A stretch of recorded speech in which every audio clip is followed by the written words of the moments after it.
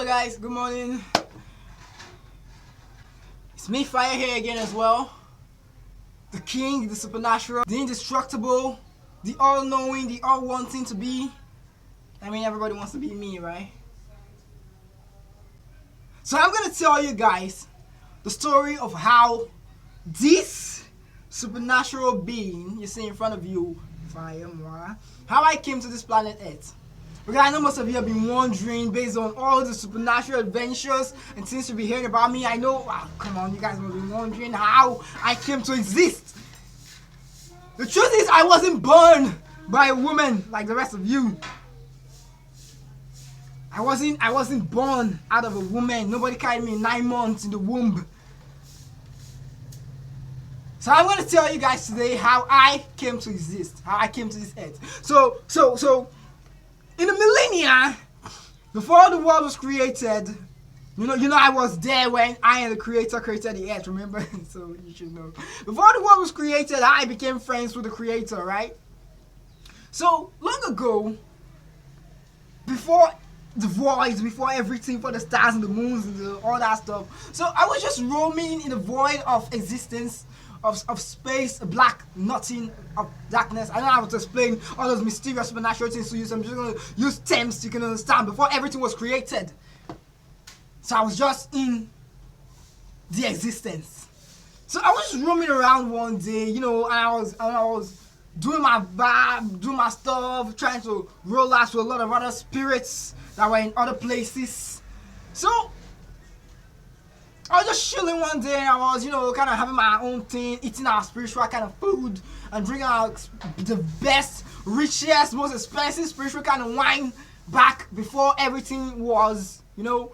So I'm just chilling on my own based on I'm the best and most popular and richest of all the celestials who was existing before time, right? So everybody looked up to me, all the other celestials, as I'm the best celestial, right? You should know these things.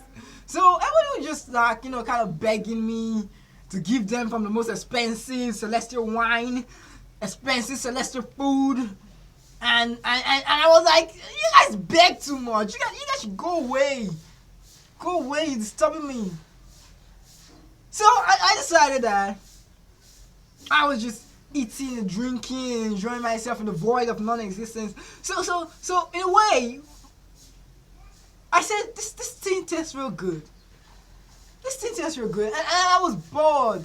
I didn't know what to do. So I was like, what should I do? I'm tired of all those places, all the celestial faces, all the people I'm seeing every day. I mean, it ain't impacting nothing to me. So I said I should take a little walk down celestial world, right? The void of non-existence. And as I was strolling, I saw that I met a boundary. It's like a void, a force field. You can touch it and you can move through. It was the end of reality back in the celestial world. So I said,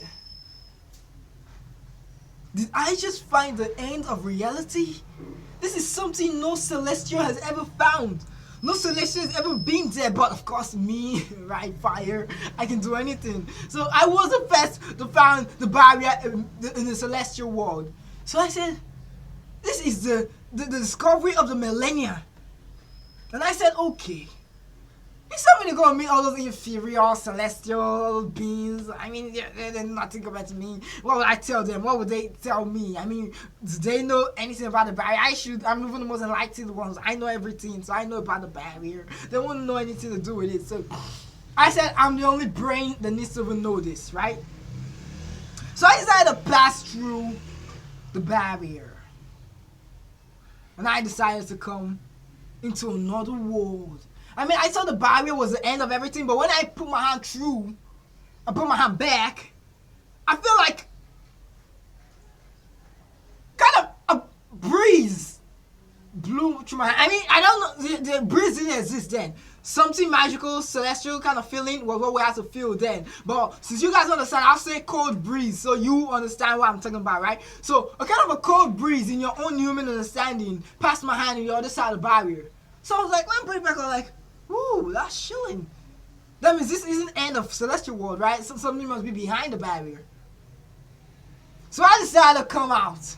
And I put my whole body through that force field barrier, and I came out to another void. An unknown void in total. I was like, everywhere is just shining lights. I could see angels and creatures. Everything was golden, shining. I was like, what? Where is this? And somebody said, this is heaven. You just found heaven. And I was like, heaven? What is heaven?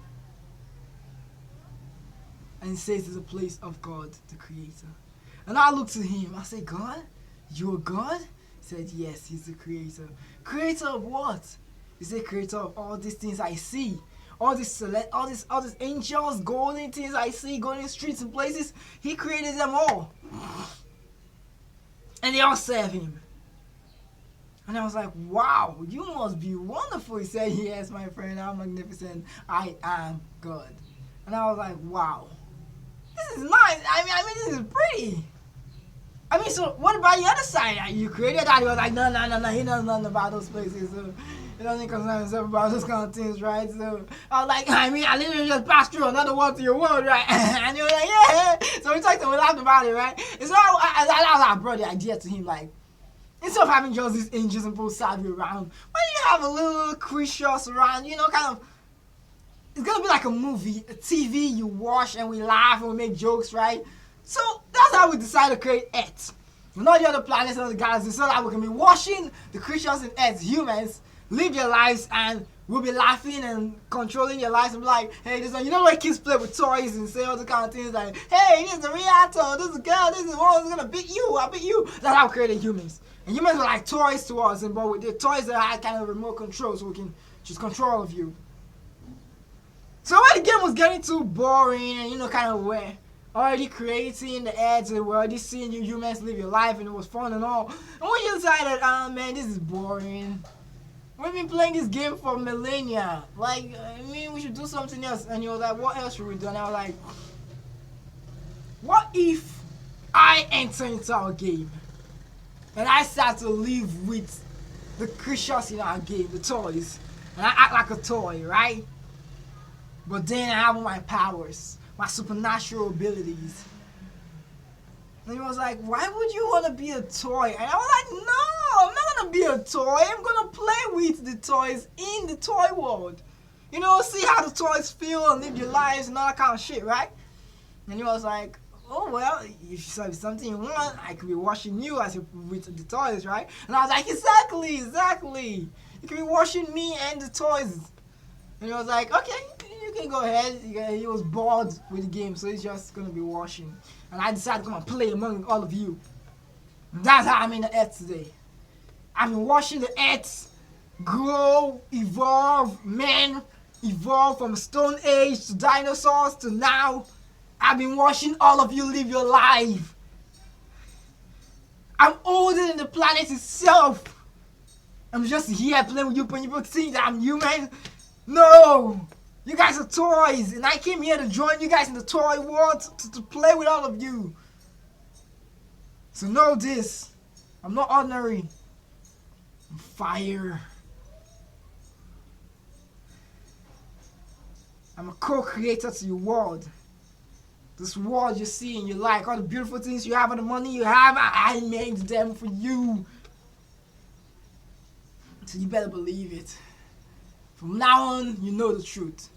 You know how I came to be. You know how I came to this world. So don't think I was born by anybody. I decided to come here to watch you people live your lives, right?